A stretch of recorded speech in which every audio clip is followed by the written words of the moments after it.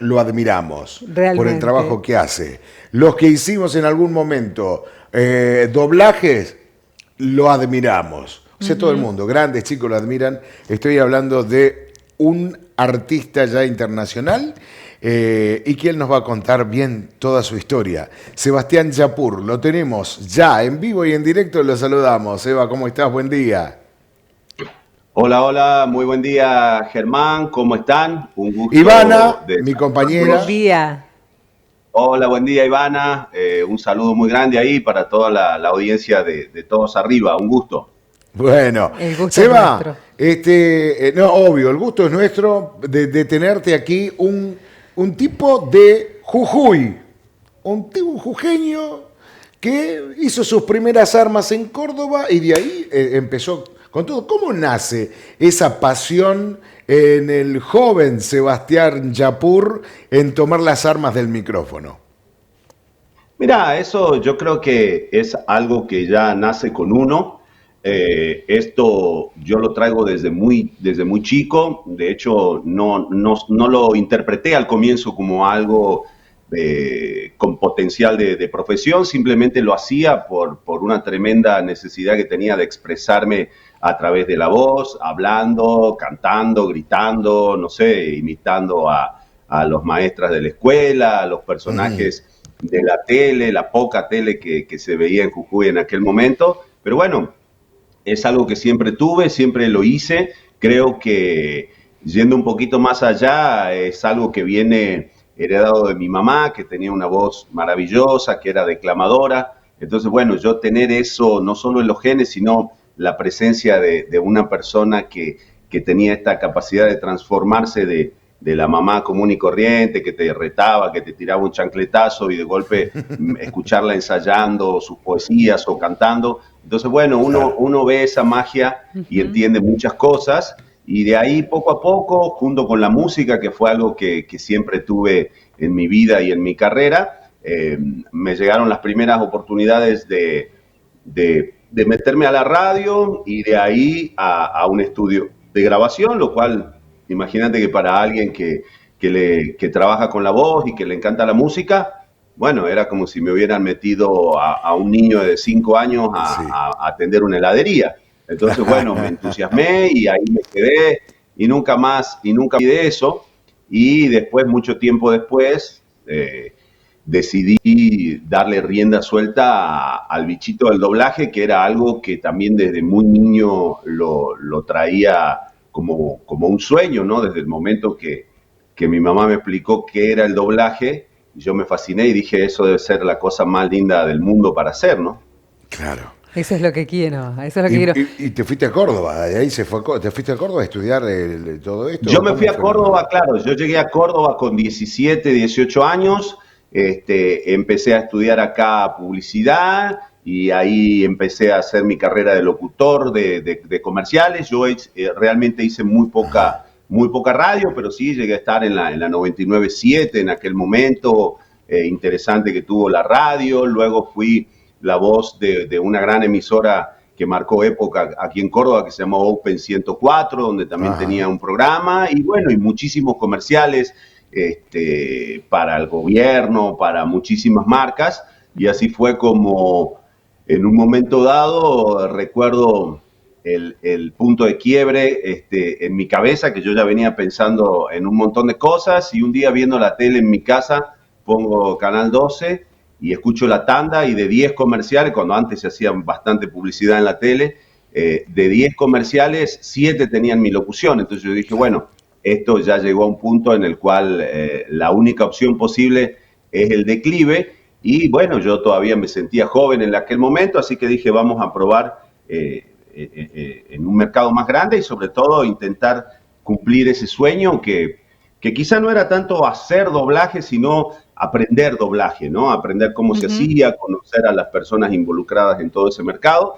Entonces, bueno, sin mucha referencia, sin mucho marco, me fui a México, hice un primer viaje así como de reconocimiento, de scouting, como se dice ahora, y bueno, las perspectivas fueron buenas, así que regresé a Córdoba, arreglé más o menos mis cosas. Claro, acomodate un poco y que muchachos, yo me tomo Me el voy. palo. Mudamos el estudio, yo ya estaba asociado ahí con Hi-Fi, con nuestro estudio, nos mudamos, dejamos todo más o menos andando, porque claro, no era cuestión de largar todo, imagínate si la cosa no funcionaba allá, después Claro. yo volví acá y me quedaba sin el pan y sin la torta, así que bueno, afortunadamente todo salió muy bien, llegué a México en el año finales del 2001, y bueno, han sido ya 20 años en México de carrera como locutor, porque hay que aclarar siempre que yo soy locutor, que soy locutor comercial de grandes marcas, de canales, de muchas cosas, de radios, pero bueno, también la parte del doblaje que obviamente es la que llama más la atención del Seguro, público, ¿no? seguro. Claro que sí. Sebastián, nosotros este año con Germán, de hecho, hemos mostrado y tratar de explicar a Brinkman y a la zona que abarcamos qué es el doblaje. Hemos estado con un instituto privado que trató de mostrarnos a grandes rasgos para muchos jóvenes o no tanto, que quieran animarse a ser tanto actrices como actores de la voz y jugar justamente con esto. Y un crecimiento bastante exponencial, sobre todo en estos últimos años, con los videojuegos. Como eso ha Sí, crecido mucho, los actores y actrices de las voces también necesarios para eso. sí, la verdad que todo en general ha crecido mucho. Ha habido un tremendo cambio desde la época en la que a mí me empezó a interesar el doblaje, donde no había ningún tipo de información de nada, solamente sabíamos que se hacía en México, no se conocían los actores, no se sabía nada. Y bueno, todo un cambio, una revolución, yo le llamo la glamorización del doblaje, a partir de la cual hoy yo recibo 20 mensajes por día de gente que quiere ser actor de doblaje. Parece que hoy en día la mitad de la gente quiere ser actor de doblaje. También es cierto que el mercado ha crecido con las plataformas de streaming, con los videojuegos y hay también mercado para el trabajo. Pero bueno, es una profesión linda, es una profesión fascinante y para hacerla hay que tener muchísimo amor al arte, ¿no? Seba, ¿cómo llega este contacto con Humberto Vélez e ingresar a ese maravilloso mundo Simpson que, bueno, entraste y empezaste a hacer grandes personajes de la primera línea de los Simpson, ¿no? Al abuelo Abraham, a Krusty el El payaso. payaso, al, ¿cómo se llama? Al matemático, al profesor este chiflado. O sea, ¿cómo Profesor fue? Flink. Claro, ¿cómo fue ese ingreso al mundo Simpson? Mira, ese ingreso fue muy interesante. Yo empecé a hacer doblaje y al principio, lo mismo que me pasó con la locución, el mercado me empezó a identificar por los tonos graves. Yo lo primero que empecé a hacer en Claro. México fueron trailers de películas de terror, ¿no? Freddy contra Jason, la batalla continúa, Matrix recargado y todo ese tipo de voces. Y entonces empecé a buscar oportunidades en el doblaje. En aquel momento no era como ahora que todo el mundo quería hacer doblaje. Yo era locutor y le decía a la gente, quiero ir a hacer doblaje, y me decían, ¿para qué te va a ir a hacer doblaje donde no se gana mucho y qué sé yo, si vos ya estás como locutor y te va bien y qué sé yo? Pero bueno, era mi sueño y así fue que empecé a hacer mis primeras armas en doblaje y uno de los primeros papeles, bueno, y ahí empecé a explotar digamos, mi locura de hacer diferentes voces, que es lo que Sí. siempre me ha gustado. Y entonces Disney me convoca para una película que se llamó El libro de la selva 2 y Ajá. Sí. la premisa que tenía Disney era tratar de emular lo mejor posible las voces del libro de la selva, la original, Original. de los años 50, 60, Sí. que fue un doblaje legendario. Entonces a mí me convocan para darle voz a Shere Khan. Shere Khan Chica. Chica. estaba originalmente hecho por uno de mis ídolos del doblaje, que fue el maestro Carlos Petrel, Ah, y entonces, bueno, lo hice con mucho cariño y en el elenco de la película también estaba el querido Humberto. Entonces, en el estreno, en el Auditorio Nacional, nos sentamos más o menos cerca y cuando terminó la película, yo apenas lo conocía de vista, por supuesto, lo admiraba muchísimo seguro. y él, para mi sorpresa, se acercó a mí, me felicitó por el personaje y me dijo, mira qué lindo homenaje que le hiciste al maestro Carlos Petrel, te salió muy bien. me dice, como tú sabes, hace aproximadamente un año el maestro falleció. Yo he estado haciendo al personaje del abuelo, pero siento como que no hay muy buena respuesta quizá del público, y viendo que hiciste un trabajo tan bueno, te quiero invitar a ver si no quieres hacer una prueba de voz para la voz del abuelo. Yo obviamente me sorprendí mucho, me alegré un montón. Me quedé también de alguna manera preocupado porque, claro, el maestro Petrel, cuando hacía la voz del abuelo, ya era un señor muy grande, de más de 70 años, ¿no? Y yo en ese momento andaba pisando los 30, así que, bueno, lo que hice fue ir a casa, tratar de estudiar, tratar de recordar un poco la voz del abuelo y todo lo demás. Y bueno, di la prueba con Humberto y a él le gustó, y así fue como yo empecé en Los Simpsons en la temporada 14, si mal no recuerdo. Claro. O sea que el primero que hiciste fue Abraham. Sí, el primero que yo hice fue Abraham y muchos invitados, porque a Humberto siempre le gustó explotar esa faceta mía.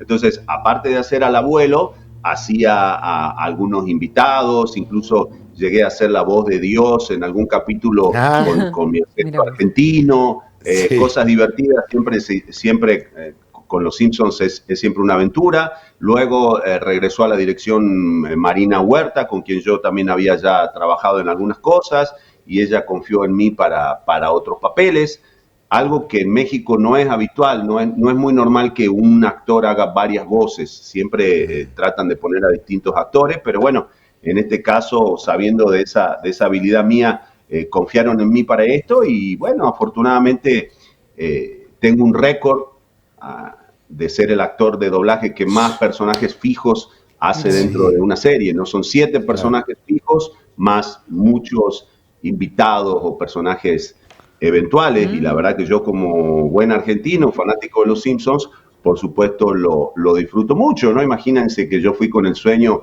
de quizá conocer a Humberto o a alguien del elenco, mirando desde afuera la ñata contra el vidrio, como se dice en la grabación, y acabé haciendo el actor que más voces hace en la serie, así que la verdad que una alegría muy grande. Actualmente regresó Humberto a la dirección del proyecto en esta última temporada, así que bueno, muy, muy feliz de estar trabajando nuevamente bajo las órdenes del querido Beto Vélez, ¿no? Un amigo con el cual hemos compartido aparte muchos viajes, eventos, ¿no? Es muy divertido saber que volvió Humberto con toda su fascinación por Los Simpsons. ¡Ay, papá! ¿Qué haces aquí? ¡Ya, vete adentro! Muy bien. Ay, Homero, ya regrésame las medicinas, y ese riñón lo voy a necesitar, especialmente ahora que viene el año nuevo, y con unas chamacas en el asilo vamos a armar una muy buena pachanga. Así que, si no están todos arriba, cosas horribles van a pasar. ¡Epa! ¡Epa! ¡Grande! Y bueno, qué lujo que te da, tenemos Germán, una amiga, yo cumplió un sueño acá, te diré, Sebastián. Yo se lo dije, lo admiro muchísimo, porque en los shows míos yo lo hago. Sí, hago la voz de Homero. ¡Ay, Homero, por favor, ayúdame! ¡Sácame de este asilo! Bueno, cosas así, y lo imito. A él hace cross y todo. Pues yo imito a Sebastián Yapur cuando hace sus personajes en el monólogo que hago yo. Pero, Sebastián, la primera llegada que tuve con Sebastián es porque tenemos un amigo en común que es a quien entrevistamos hace un tiempito atrás, que es el Michi Quiroga, el saxofonista. Bien. También jugué. El querido Michi, claro. El Michi. Con provinciano mío, sí. Claro, y estábamos haciendo tremendo show, y me dice, vos sabés que yo soy amigo de Sebastián. No. Dale, ahora me jodés, ¿en serio?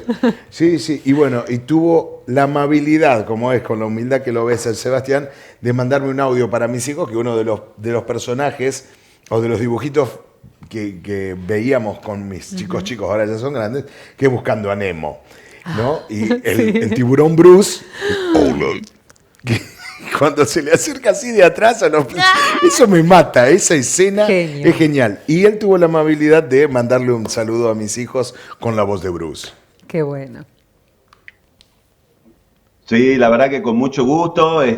Son cosas muy lindas que uno tiene la oportunidad de hacer, quizás sin tanto esfuerzo. Y en el caso de Bruce, bueno, es un personaje al cual yo le tengo mucho cariño porque fue mi primer personaje importante para una película de cine, un personaje que me fue asignado a través de una prueba de voz. Entonces, bueno, fue como todo un proceso ahí bastante democrático y un poco quizá la puerta de entrada para que alguien como yo, un argentino recién llegado a México, con todo el prejuicio un poco en contra de venir de un país donde hablamos de una manera tan particular, Sí. Además de eso, sin muchos contactos, sin amigos, sin parentesco, sin nadie en México, pero bueno, a partir de la invitación que me hacen para la prueba de voz, viajan estas pruebas a las oficinas centrales de Disney allá en Burbank, en California, y ellos, bueno, sin saber ni quién era ni nada, escucharon y dijeron, nos parece que esta es la voz que va para el personaje. Y bueno, lo que pasó con la película fue una locura, ¿no? Se convirtió en un clásico instantáneo y Sí. bueno, este personaje que de repente quizá no tenía tantos diálogos, pero cobró una importancia muy linda. Yo recuerdo inclusive haber estado andando en el segundo piso del periférico allá en la Ciudad de México y ver una gigantografía enorme donde lo que se veía era la cabeza de Bruce en un plano enorme y apenas Dory y Marlin muy, muy pequeñitos ahí. Y bueno, es un personaje que todo el mundo recuerda. Yo recuerdo con muchísimo cariño por lo que significó para mí y al día de hoy no hay persona que se entere de que yo hice ese personaje y no me diga, uy, cuando mi nene era chico la veía sí, todo es el tremendo. día, 3 veces por Es día, tremendo, porque pasaba sí. eso con Finding Nemo, la gente, los niños la ponían en el DVD y la veían 2, 3 veces por día, así Claro. que bueno, realmente una alegría haberle dado voz a ese personaje, ¿no? Ahora, vos tenés un tono de voz muy grave, excelente, muy bonita voz, muy dinámica, pero uno ve o escucha, mejor dicho, Sí. al Bruce de Buscando a Nemo, a Diego de la Era de Hielo, que son voces gruesas, y qué sé yo. Y después llega Chespirito, donde te involucras con un Kiko totalmente loco a los gritos, y uno ahí ve la versatilidad que tiene en la voz el artista, porque si vos lo escuchás al Kiko, decís, no puede ser Yapur, que Yapur tiene la voz de Darth Vader, Claro. de voces gruesas, ¿no? ¿Cómo Esa llegás transformación. sí, a los Lo que dibujitos pasa es del que, Chavo? mirá, el tema con esto, digo, vos lo sabés también porque sos un profesional de esto, no se trata de que uno tenga una voz gruesa o una voz, la voz realmente no tiene demasiadas características, es lo que uno pueda hacer con la voz, ¿no? Cuando uno tiene un piano, dice, no, me compré un piano grave, me compré un piano agudo. No, vos tenés un piano. Lo Bien. que puedas hacer con ese piano es lo que va a marcar la diferencia. Sí, a mí se me identificó mucho con personajes de voces muy gruesas, porque tengo la capacidad para manejar los tonos graves, pero si ustedes se dan cuenta, incluso en la manera en la que estamos conversando ahora, Sí. mi voz no es necesariamente grave. Lo que sí me gusta mucho es jugar, ir abriendo el registro lo más posible y no encasillarme. Entonces, lo que pasó con Kiko, lo que pasó con el Pato Lucas, lo que pasó con muchos personajes, fue el fruto de esa cuestión mía de no querer que me encasillaran solamente en los negros y en los villanos y en las voces pesadas, sino poder jugar. Y bueno, el personaje de Kiko llegó a mi vida muchísimo antes, ¿no? El personaje de Kiko llega a mi vida cuando se estrena El Chavo del Ocho, allá en Jujuy, en blanco y negro en la tele todavía, y, Claro. y yo me fascino con la serie, como todo el mundo, pero en particular con el personaje.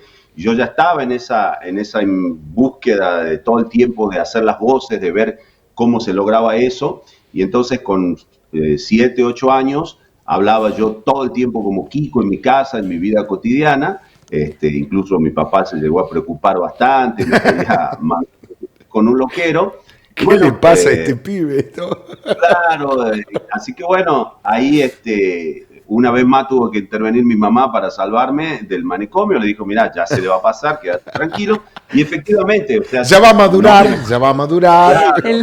Ya crecerá Me el pasó el nene. amor por el personaje, pero sí la locura de estar hablando todo el día como Kiko. Sin embargo, ya traía yo esa gimnasia y muchísimos años después, cuando voy a México, por supuesto que tenía la ilusión de tener algo que ver en el sentido de fan, qué sé yo, encontrarme con algún actor, yo ya trabajaba en Televisa, qué sé yo, algo, ¿no? Ah, Y bueno, no se dio hasta que empezaron a correr los rumores de que se venía una serie animada. Compañeros y compañeras míos los llamaban para pruebas y yo decía, ¿cómo no me llaman a mí? Pero bueno, ahí ya si no te llaman al casting, tampoco, Sí, sí. viste, podés ir a tumbarles la puerta. claro, Hasta de que cargoso un día- nomás. Yo. Yo sé ser Kiko. Claro. Hasta que un día, vos sabés que me llaman, me dice, señor, una prueba para el proyecto del Chavo, fui muy ilusionado, y cuando llego el director me había citado para hacer prueba para el profesor Girafales, ¿no? Claro, Ajá. yo siempre me caractericé, como decíamos, por esas voces un poco más graves, mido 1,90 m y pico, habrán dicho, este está grandote, le va a Sí. salir el profesor Girafales. Y la verdad de las cosas es que yo nunca había hecho la voz del profesor Girafales, pero por supuesto estaba ahí, no iba a desperdiciar la oportunidad, así que di mi Obvio. prueba, como pude, y le empecé a contar al director toda esta historia, ¿no? Claro. Le digo, mira, yo cuando era chico, qué sé yo, ya tienen la voz de Kiko, y me dice, no, dice, tú sabes que no, ha sido muy difícil porque en aquel momento todavía vivía Chespirito, ¿no? Y le hemos mandado muchísimas pruebas, pero nadie le termina de gustar. De hecho, me dice, ya tenemos todo el elenco para la serie. Solo nos falta el profesor Girafales y Kiko. Y grabamos, era dentro de 2 días. Esto era Claro. un jueves y el lunes se grababa la serie. Entonces le digo, ¿te importa si hago la prueba? Me dice, ya que estás acá, ¿viste? Volví a hablar, Insistente. me pusieron un fragmento de un capítulo, hice la prueba, hacía yo, no sé, 20 años que no hablaba como Kiko, pero yo mismo me sorprendí de que me seguía saliendo, inflaba los cachetes, todo, Sí. y bueno, el director le gustó y me fui a mi casa y al otro día me llaman para decirme, señor, tiene que venir a grabación del Chavo el lunes. Digo, ¿cómo? ¿Para qué personaje? Le digo, porque yo di prueba para el profesor Girafales y para Kiko.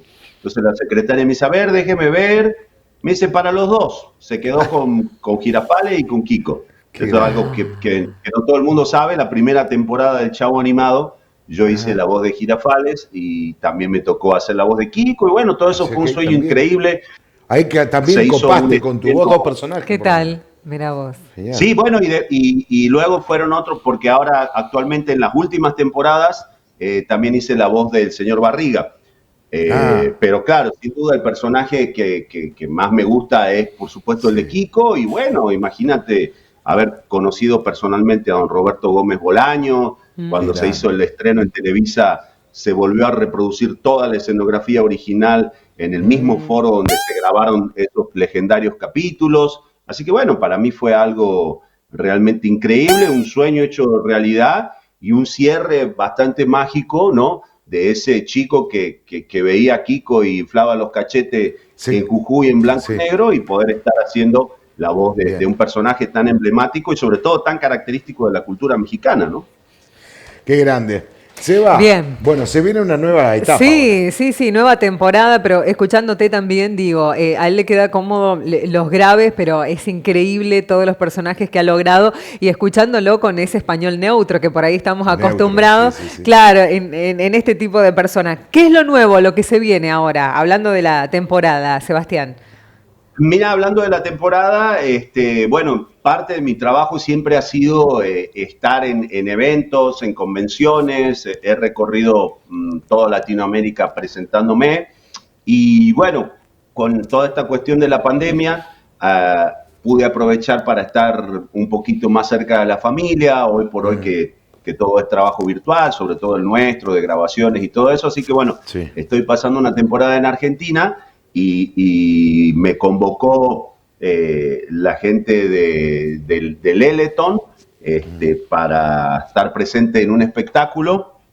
Estamos estrenando ahora el 3 de enero, vamos a estar en el Eleton, en la Sala Francisco, los lunes, miércoles y sábados, con un show que se llama Echale Chimi, un show bastante divertido donde está Alejo de Santis haciendo stand-up y un poco conduciendo todo este espectáculo.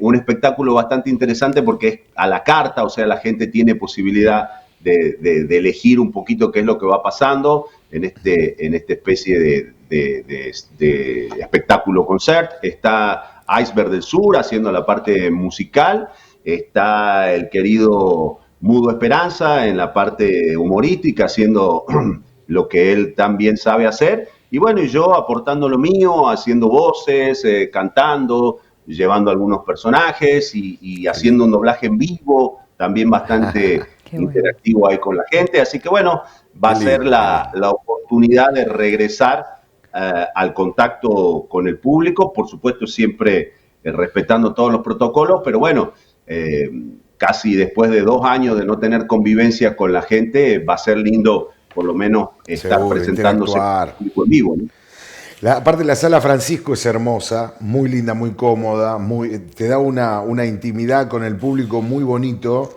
Ahí hice temporada en el Eleton con el Mudo, con el Chicharrón Vaca, bueno, con Jorgito Tisera, y es una sala hermosa. Así que, bueno, si están por Carlos Paz este veranito, se acercan hasta el Hotel Eleton, que además es una hermosura de hotel, ¿no? Y se van a ver la obra y lo ven a Sebastián en vivo, que seguro yo me voy a hacer un llegue.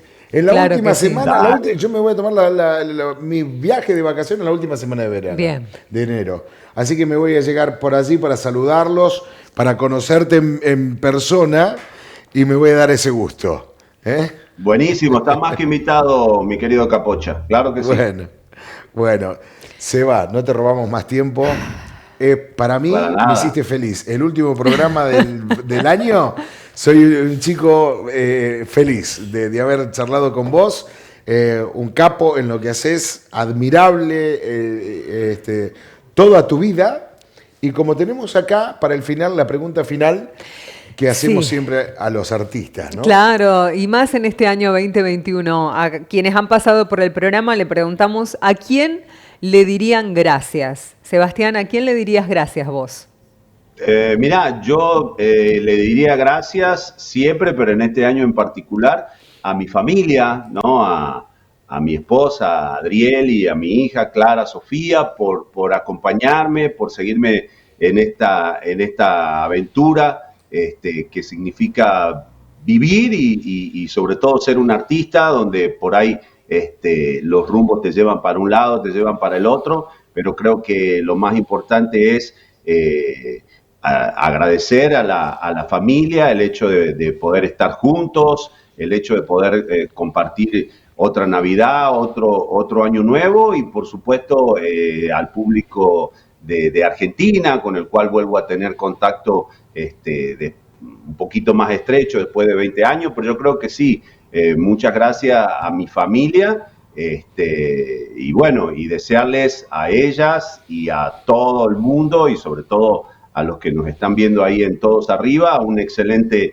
2022, un año que sin duda va a marcar el año en que todos vamos a seguir levantando la cabeza, y también agradecer, ¿por qué no?, por todas las cosas buenas que también han surgido a partir de esta pandemia. Quizá pueda parecer un poco contradictorio, quizá seguramente haya gente que lo ha pasado muy mal o que ha perdido familiares, lo cual es sumamente lamentable, pero bueno, hay que ver que también ha traído algunas cosas positivas, nos ha traído una sensibilización acerca de lo que significa la unión de los amigos, la unión de la familia, y creo que en muchos sentidos ha servido para parar un poco la pelota y darnos cuenta de muchas cosas, o cambiando de deporte, barajar y dar de nuevo, ¿no? Así que creo que con toda gran experiencia también hay que ser agradecidos y tomarlo como una oportunidad para ser mejores, que creo que de eso se trata, ¿no? Siempre tratar de ser mejores personas, mejores amigos, mejores padres, mejores maridos, es decir, evolucionar, ¿no? Claro. Claro que sí, Sebastián. Chao, Seba. Gracias. Chao, que me despida Kiko, que me despida Vale. Kiko hasta...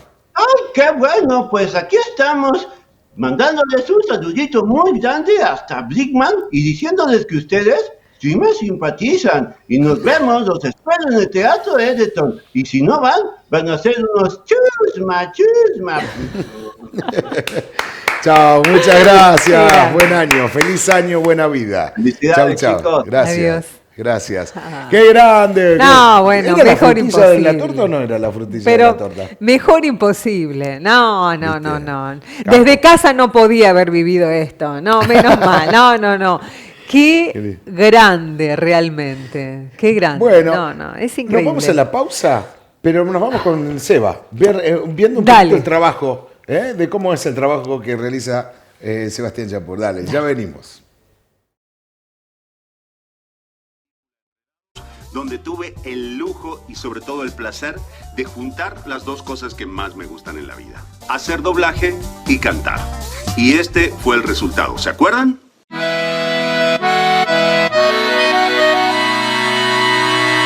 Soy maloso, pavoroso, mi gesto es horroroso, mis manos no están del todo limpias, pero aunque me vea vil con mi garfio y mi perfil, yo siempre quise ser un gran pianista, en el escenario interpretando a Mozart, tecleando firme y sin parar.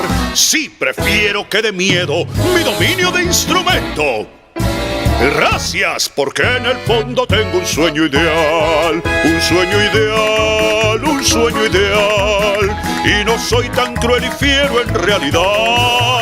Sí me gusta romper huesos, pero tengo muchos sueños. Y como todos tengo un sueño ideal.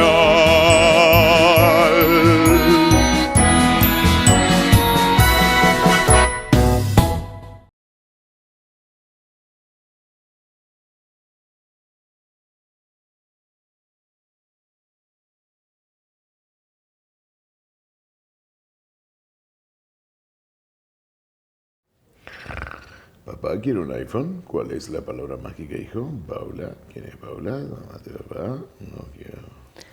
La.